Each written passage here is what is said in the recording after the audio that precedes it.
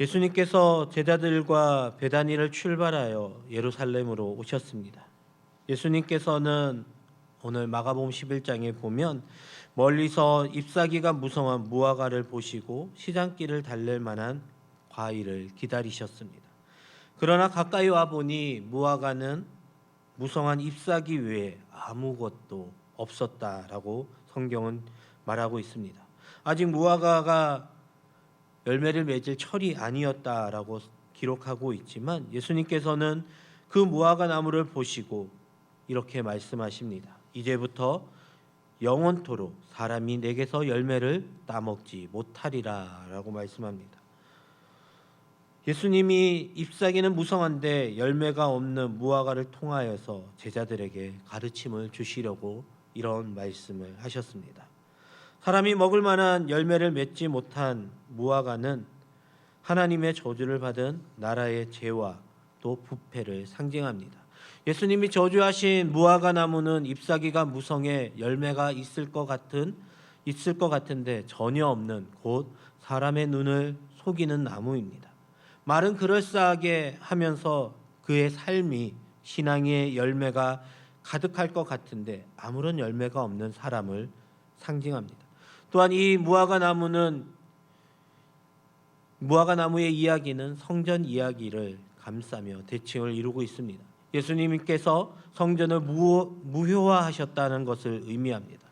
예수님은 무화과 나무를 통하여 하나님의 자녀는 반드시 삶에서 그 열매를 맺어야 한다라고 우리에게 가르쳐 주십니다.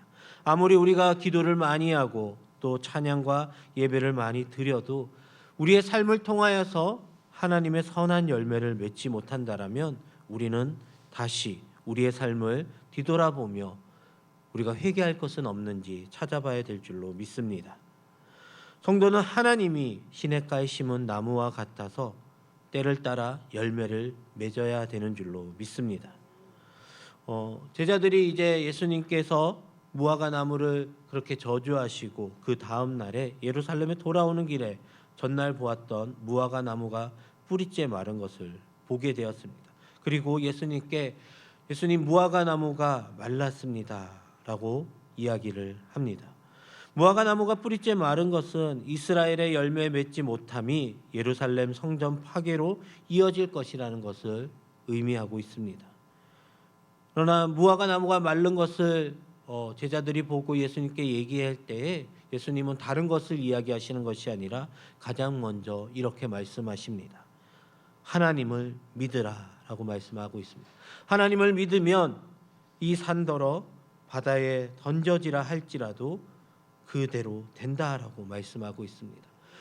우리가 하나님 앞에 믿음으로 간구하고 의심하지 아니하면 그대로 된다라고 예수님은 우리에게 말씀해 주고 계십니다. 저도 성경을 읽으면서 무화과 나무가 마른 이 본문의 말씀을 많이 읽을 때에 참 의아한 것이 많았습니다. 왜 예수님께서 지나가시면서 이 무화과를 갑자기 저주하셨을까? 근데 오늘 말씀을 준비하면서 깨닫게 된 것 중에 하나가 무엇이냐라면 예수님께서는 시장하셔서 열매를 먹기 위해서 그것을 바라보고 열매가 없자 무화과 나무를 저주하신 것이 아니라 우리의 삶을 지금도 다시 우리가 하나님의 자녀라면 마땅히 우리의 삶을 통하여 열매를 맺을 수 있어야 되는데 그러지 못하는 것을 안타까워하며 경고하고 계시는 줄로 믿습니다. 저희가 새해가 밝았습니다. 새해에 또 많은 일들을 계획하고 또 기도하면서 우리는 준비하지만 내가 열매를 맺지 못한다라면 그것은 우리에게 반드시 무엇인가 문제가 있지 않나라는 것을 뒤돌아봐야 된다는 것이죠. 근데 제가 오늘 말씀을 준비하면서도 떠올랐던 성경이 있습니다. 바로 달란트 비유입니다. 5달란트 받았던 자, 2달란트 받았던 자, 1달란트 받았던 자들의 모습을 보면 5달란트, 2달란트 받았던 자는 주인이 준 그 달란트를 가지고 나아가 열심히 일을 하여서 5달란트를 그리고 2달란트를 남겼습니다. 그러면서 주인은 뭐라고 이야기하냐면 착하고 충성된 종아, 내가 적은 일에 충성하였으니 이제 내게 큰 일을 맡기겠다라고 말씀합니다. 근데 1달란트 받았던 자는 이렇게 이야기를 합니다. 주인이여 당신은 굳은 사람이라 심지 않은 데서 거두고 해치지 않은 데서 모으는 줄을 내가 알았으므로 두려워하며 나가서 당신의 달란트를 땅에 감추어 두었나이다. 보소서 당신의 것을 가지셨나이다 라고 말하고 있습니다. 한 달란트 받았던 사람은 아무런 노력을 하지 않았습니다. 그 주인은 이 한 달란트 받았던 사람에게도 믿음을 가지고 달란트를 주었지만 오히려 받은 사람은 주인의 마음을 정확히 이해하지 못하고 의심하면서 두려워하였다라고 오늘은 성경을 말하고 있습니다. 우리가 가져야 되는 마음은 무엇이냐라면 하나님께서 우리를 도와주신다는 확신이 있어야 합니다. 믿음을 가지고 우리가 의심하지 않고 기도할 때에 하나님께서 반드시 응답하여 주시는 줄로 믿습니다.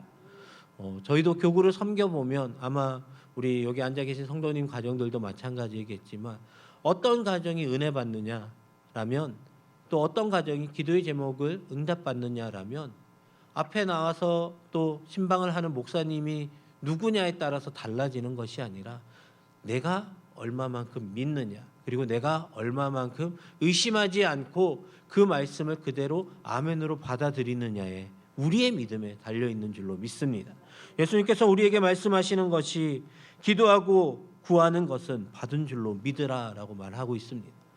우리는 하나님이 언제 나에게 이것을 주실까 늘 걱정을 합니다.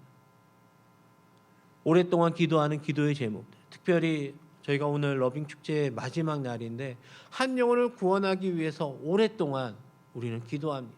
어제 토요 새벽에 깨우는 가정 예배 때 원로 목사님께서도 그런 말씀을 하셨지만 우리가 전도는 바로 이루어지는 경우도 있지만 꾸준히 그것이 우리의 노력이 쌓여야 언젠가는 이루어진다라는 것이죠. 근데 우리가 1년 노력했고 2년 노력했고 10년 노력했는데 아직 내 남편이 우리 아이들이 주의 전에 나오지 않는다라고 낙심하고 의심하며 하나님 언제 우리 자녀들을 우리의 가족을 아버지의 집으로 인도해 주실 것이냐라고 의심하면 안 된다라는 것이죠. 하나님께서는 이미 그 모든 것을 계획하시고 가장 좋은 때에 이루어 주시는 줄로 믿습니다. 그래서 우리는 의심하는 것이 아니라 계속 이렇게 간구해야 합니다. 하나님 반드시 하나님께서 도와주실 줄로 믿습니다. 우리의 생각하는 그 시기가 아니라 하나님께서 예비하신 가장 좋은 시기에 우리의 가족들이 아버지의 집으로 나올 줄로 믿습니다. 라고 우리는 그렇게 고백하고 기도해야 될 줄로 믿습니다. 특별히 질병에 있는 환우들도 이렇게 늘 기도합니다. 어떤 분들은 아프다라고 기도해달라고 연락 오는 분도 있습니다. 그리고 어떤 분들은 하나님께서 반드시 저를 낫게 해주실 겁니다. 목사님 함께 기도해달라. 똑같이 기도하지만 응답되어지는 것은 다르다라는 거예요. 내가 그렇게 확신을 갖고 믿음을 갖고 하나님 앞에 부르짖으며 메어 달릴 때에 하나님께서 그 중심을 보시고 그 가정에 또 그 권사님 집사님을 회복시켜 주시는 줄로 믿습니다. 하나님께서는 예레미야에게 우리에게 그렇게 말씀하고 있습니다. 예레미야서를 보면 하나님에 대한 우리에 대한 생각은 재앙이 아니라 평안이다라고 말씀하고 있습니다. 근데 우리는 늘 어려움을 겪으면 왜 하나님은 나에게 이런 어려움을 주실까?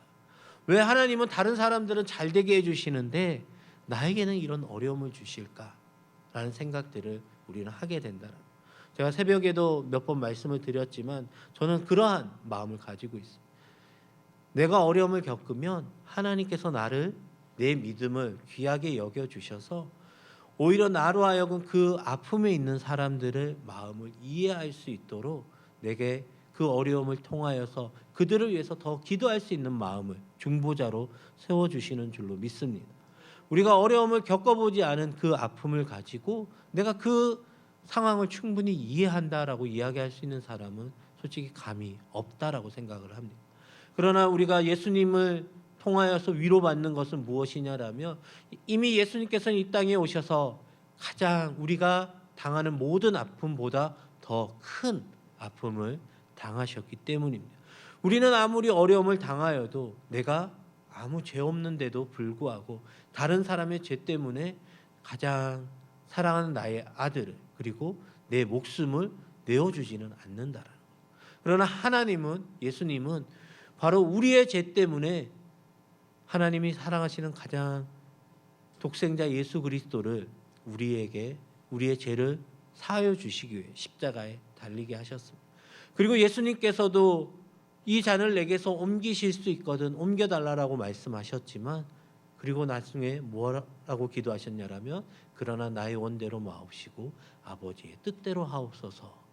우리를 위하여 예수님께서도 하나님의 그 마음을 닮아 십자가를 지심을 결정을 하셨습니다. 근데 우리는 그러한 아픔을 겪어보지 않았기 때문에 그 큰 아픔이, 그 큰 사랑이 얼마나 큰지 우리는 다 알지 못한다는 거예요.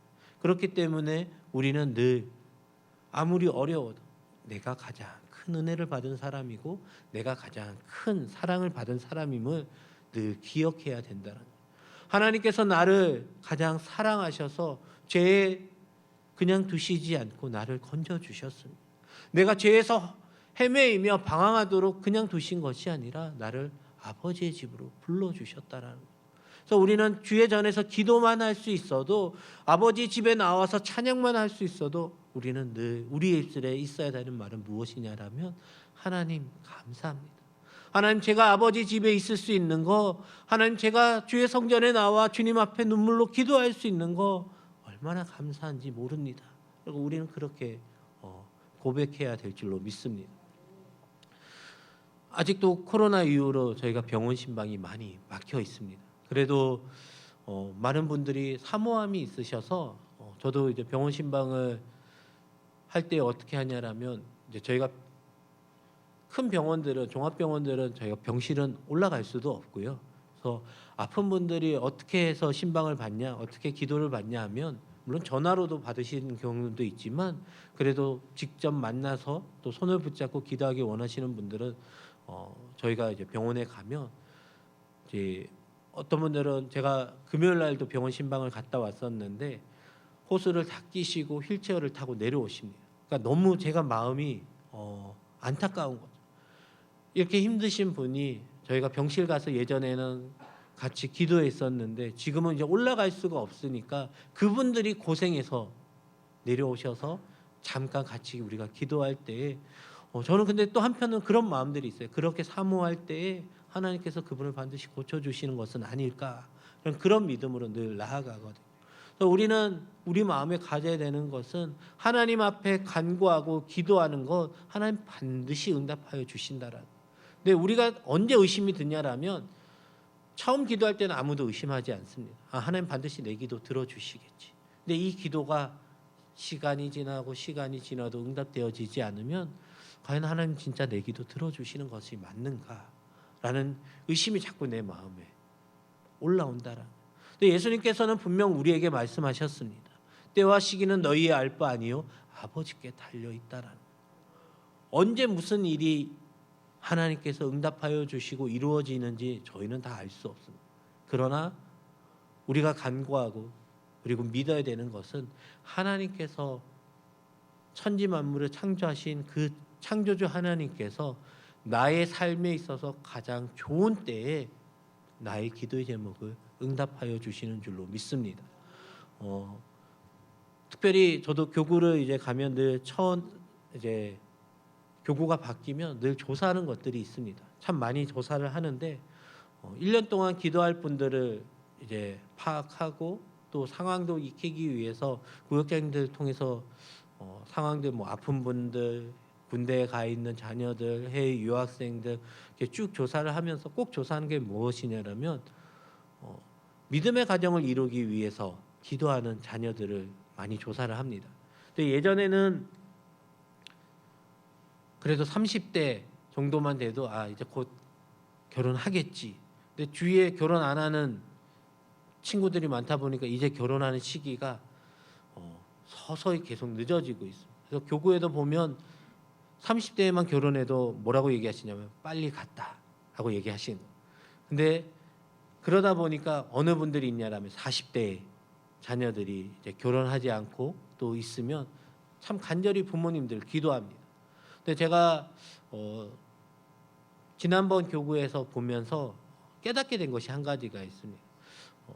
40대 이제 신랑 신부가 만나서 결혼을 했는데 너무 밝게 이렇게 또 신앙생활하며 또 귀한 가정을 이루어가고, 또 40대에 결혼하면 많은 분들이 그런 걱정을 하거든요. 태문이 언제쯤 열릴까? 근데 감사하게도 참 빨리 열어주셔서 뭐 임신하는데 어려움이 있어서 뭐 이렇게 시험관이나 이런 시술을 한 것이 아니라 또 자연 임신이 되어서 참 감사해하는 모습을 보면서 제가 그때 깨달은 건 무엇이냐라면, 언제 결혼하는 것도 빨리 결혼하는 것도 중요할 수 있지만 하나님께서 가장 좋은 사람으로 예비해 주신 짝을 만나서 가정을 이루는 것이 훨씬 더 중요하구나라는 것을 그 가정을 보면서 제가 깨닫게 됐었거든요. 왜냐하면 그냥 누구를 만나서 결혼을 해서 잠깐 살다가 나랑 맞지 않네 하고 가정을 헤어지는 경우들도 종종 많이 있습니다. 물론 우리가 신앙을 갖고 있기 때문에 참고 기도하는 가정이 더 많이 있지만, 뉴스를 보면 쉽게 결혼을 하고 쉽게 헤어지는 가정들이 참 많이 있습니다. 근데 제가 왜 그런가라고 생각을 해보니까, 예전에는 결혼식을 하면 그 결혼식 자체가 참 무게감이 있었습니다. 근데 지금은 아마 결혼식 신방을 가거나 또 결혼식에 가서 보시면 아시겠지만 이게 결혼식인지 축제인지 잘 모르겠고, 그리고 너무 가벼워지는 거죠. 그리고 두 사람이 부부가 되었습니다라고 성혼을 선포할 때에도 그냥 사회자가, 친구가 이야기합니다. 그러다 보니까 너무 쉽게 결혼이 됐다라고 생각하고, 그러다 보니까 이 가정이 얼마나 소중한지에 대한 삶보다 나랑 맞지 않으면. 근데 이런 영향이 누구 때문에 더 심해지냐라면, 연예인들이 1년, 2년 결혼하다가 헤어지고 또 그냥 내가 행복하게 사는 모습들을 보면 젊은 층들은 결혼하다가 쉽게 헤어져도 내가 별로 불편함이 없을 수 있겠구나, 이런 마음을 갖는다. 근데 성경은 분명 우리에게 말씀하였습니다. 하나님께서 남자와 여자를 합하여 한 몸을 이루게 하셨다라는. 우리는 귀한 가정을 이루어가는 것은 생육하고 이 땅에 번성하라는 지상 명령을 이루어 가야 되는 것인데, 그냥 내가 좋으면 조금 더 살고 내가 싫으면 이제 힘드니까 내가 포기하겠다, 그런 경우들을 참 많이 보게 됩니다. 근데 우리가 가져야 되는 것은 무엇이냐라면, 하나님께서 예비해 주신 짝을 만나면 그 가정이 더 단단해지고 더 하나님의 영광을 위해서 노력하고 살아가게 되는 줄로 믿습니다. 이제 말씀을 정리하도록 하겠습니다. 오늘 마가복음 11장의 말씀과 같이 우리가 2025년 한 해 우리의 기도하는 기도의 제목들, 하나님 그 기도의 제목들이 반드시 응답되어질 줄로 믿습니다. 하나님 그 기도의 제목들 하나님께서 가장 좋은 때에 이루어 주실 줄로 믿습니다. 하나님, 저의 믿음이 연약하기에 제가 의심하지 않도록 저의 믿음을 굳건하게, 하나님 단단하게 하여 달라고 우리가 기도할 때에, 하나님께서는 오늘 이 산을 들어 저 바다에 던져지라 할지라도 그대로 된다는 것처럼 불가능해 보이는 그러한 삶이 아니라 하나님이 도와주시면 반드시 우리는 잘됨을 믿고 나아가는 2025년 한 해가 되기를 간절히 소망합니다.